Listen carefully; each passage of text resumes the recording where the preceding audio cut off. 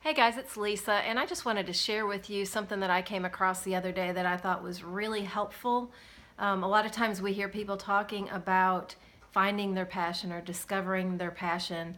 And first of all, that's kind of a modern day luxury I think that we have now. That, if you ask your grandparents or great grandparents or somebody who's a lot older, they really didn't have that luxury. They were concerned with probably, making money and putting food on the table and things like that. And they just didn't really think about those kinds of things. But a lot of times now you do hear about people finding their passions, and you might think, well, I just don't have any passions, or I don't know what my passions are. I need to find them. Well, your passions are hardwired into you. Okay, it's not really something you need to discover or you need to find.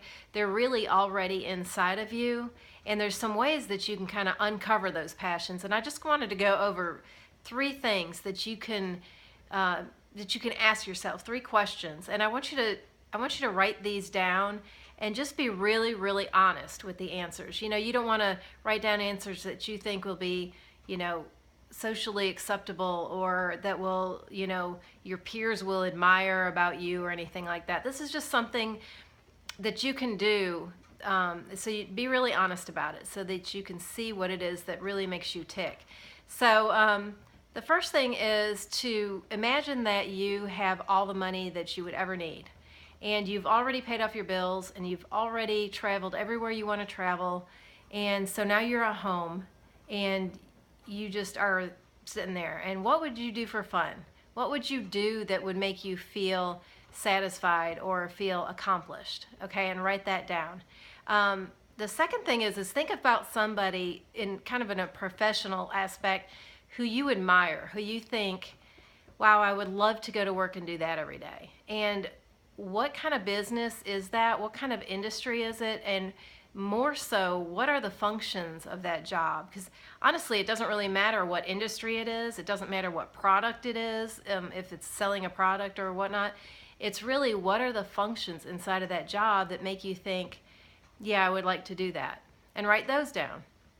And then the third thing is, think about a time when you just felt you were doing something and you just felt great. Like you just thought, I am on top of the world. I love doing this, and think about what that thing is, and specifically what activities you were doing, and just write that down.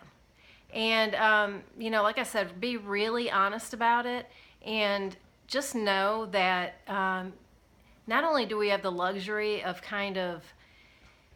dreaming about our passions, or on the side, doing things that we love, because we might have a little more time now than, our ancestors had. They had to really be responsible for growing their own food and things like that. And now we can go to the grocery store and get dinner or pick up fast food or whatnot. So sometimes we have more time, so we can kind of indulge in those passions a little bit more. But you can actually monetize your passions as well. I mean, the best thing to be able to do is take what you love and make a living out of it, because like they say, you'll never work a day in your life if you can do that. So and if you're interested in finding out about how to monetize your passions, I'm going to put a link below, or you can inbox me or whatever you want to do and see what I'm doing, because it's a fulfilling thing to know that you can actually make a living and make an income doing what you love. So write those things down, answer them honestly, and we will see you guys next time. Thanks. Bye.